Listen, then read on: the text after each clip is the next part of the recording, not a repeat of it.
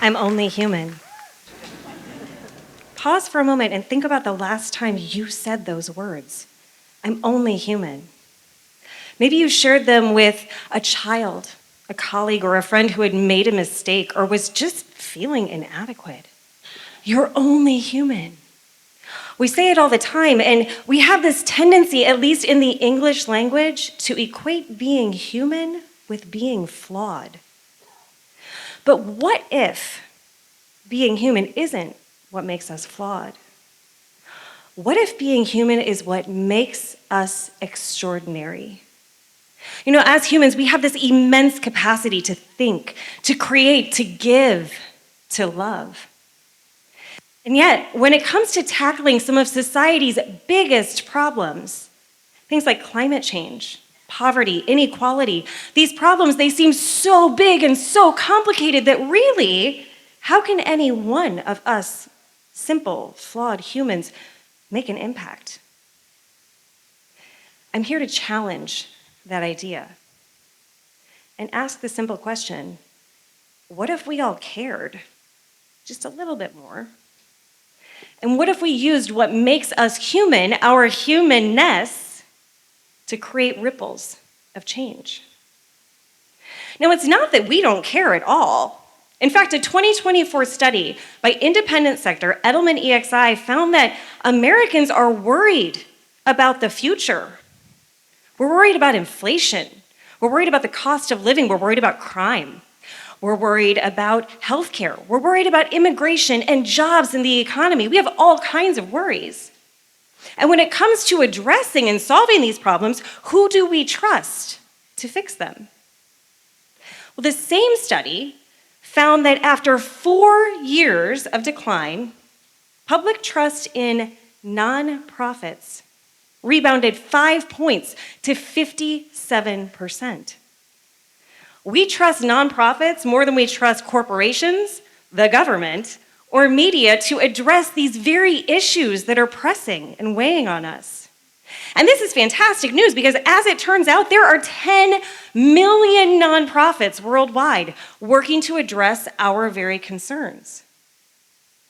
Nonprofits help people navigate the cost of living through food banks, utility support, and housing assistance. There are 100 documented exemplary crime prevention organizations operating in 15 different countries throughout the world. Nonprofits provide workforce development opportunities, train workers to perform jobs, and run economic empowerment programs. There are at least 244 organizations in 39 states serving the medical, legal, and social needs of immigrants. We have approximately 3,000 nonprofit hospitals and 1,500 federally qualified healthcare centers, striving to provide all of us with quality, affordable healthcare. Now, in other good news, a 2023 study by the Lilly School of Philanthropy found that 77% of Americans, 77% of us, agree that society benefits a large to moderate amount when we give to charity. So, quick recap. We all think there are a lot of problems. We trust nonprofits to fix those problems, and we think giving to nonprofits is a good thing. Awesome! So, what's the problem? Well, I don't know if you know this or not, but humans, we're kind of complex. And I'm sure you've heard about government cuts to nonprofit funding. It's been all over the headlines this year. And believe me, I have talked to my fair share of people who have lost jobs and had to shutter doors. But the reality is that last year, only 35% of all funding for nonprofits came from the government. The rest came from private sources. Giving USA's 2024 report shows us that $592 billion was given to charity last year from corporations, foundations, and individuals. Now, in case you don't know, bequests are also made by individuals. So individuals, people like you and me, we're responsible for 74% of all private giving to nonprofits. Now, it's not all good news. Giving USA also has been tracking the rate at which we donate. And over the last 20 years, both the average donation to charity as well as the share of American households who give has steadily declined. To add insult to injury, the rate at which we volunteer has plummeted from 29% in the early 2000s to just 20% today. Now, why does that matter? Well, the nonprofit workforce is the third largest workforce in the US behind retail and manufacturing, and represents nearly 10% of US gross domestic product and spending. Volunteers are unpaid workers, and that adds significant economic value even though it's not reflected in traditional economic terms. So the question becomes, why don't we care more? If nonprofits are economic engines and they're spending on things like infrastructure, buildings that house people who are unhoused, they're deploying money back into the economy through scholarship programs for under-resourced students. They purchase things like vans that then transport adults with intellectual and developmental disabilities to and from jobs every single day. Nonprofits are part of what makes our communities the kinds of places that we want to live, that we want to work, that we want to grow. So why do so many of us feel so detached from nonprofits? By a show of hands, how many of you here have received services from a nonprofit? Nonprofitmatters.org did a study on this and found that fewer than 5% of people report having received services from a nonprofit. And yet, if you were born in a public hospital, if you attended a public university, if you received a scholarship to that university, if you visited a zoo, if you received the polio vaccine, if you've ever attended a service at any house of worship, you have received services from a nonprofit. Nonprofits are centers of innovation. We don't need more ideas on how to fix our big problems. We need to figure out how to deploy our humanness to support their critical work. So here are 5 ways your humanness can change the world. Number 1, open your network. If your human superpower is connecting like-minded people with each other, use your network to introduce a nonprofit to someone who can help them move the needle. Get to know the organization. It is not enough, folks, to go to websites and to follow people on social media or look them up on GuideStar or Candid. You actually have to get to know them. So scroll to the bottom of their webpage, pick up the phone and call and ask to speak to an executive director. Ask about their goals for audience expansion. Ask about their programmatic goals and their funding goals. Treat it like you would treat any other partnership, because believe me, if your human superpower is networking, your reputation is your currency.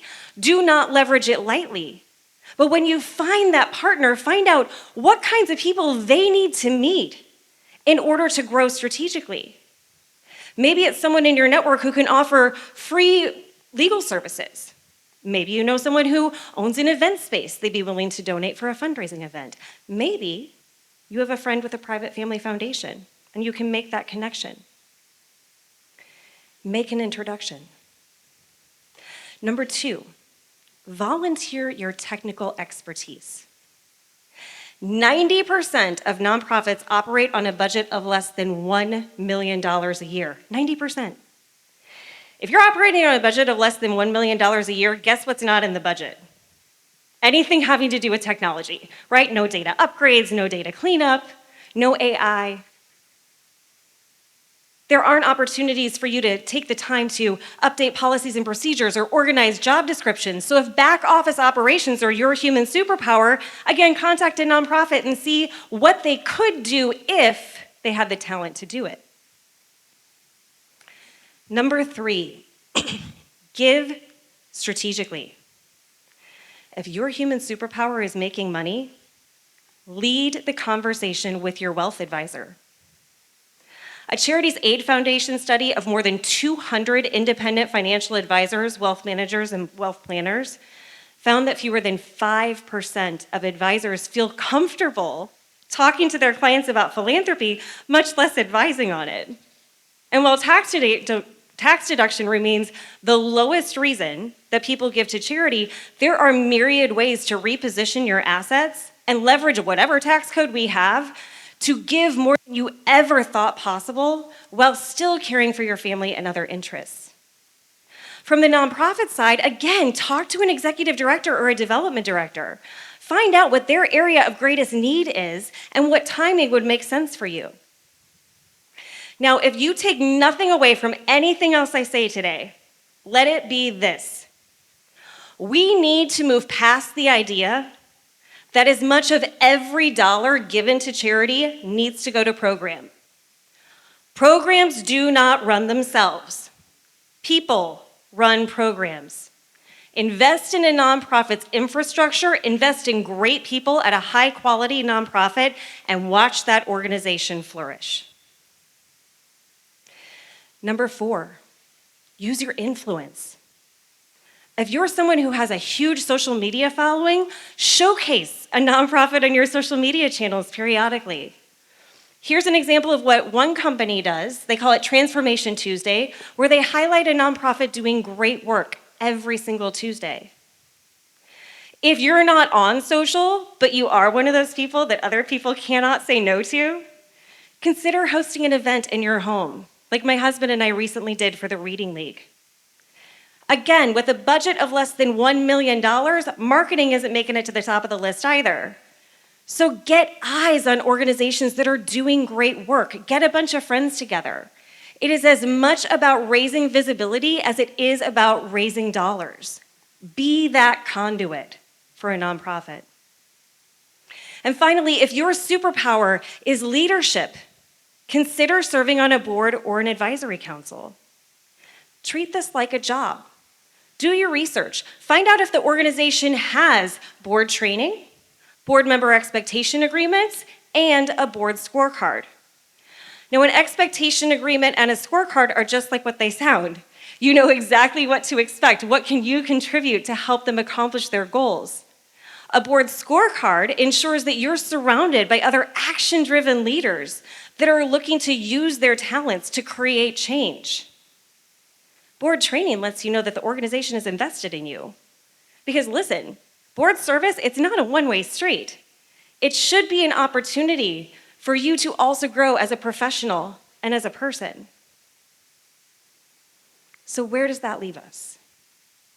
Well, it leaves us thinking about our own humanness and what each of our unique superpowers are.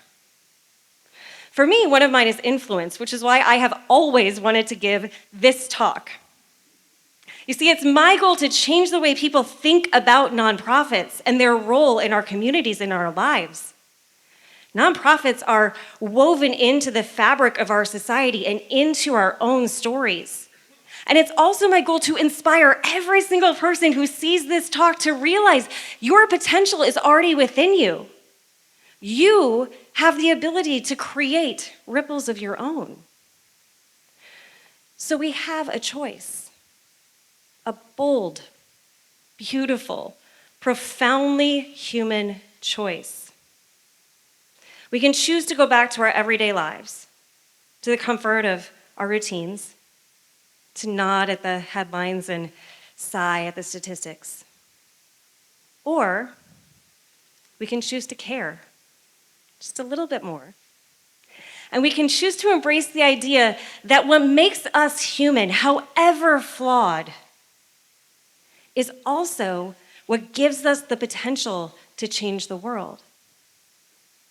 When you use your humanness to create ripples, those ripples become waves, and those waves are what spark change.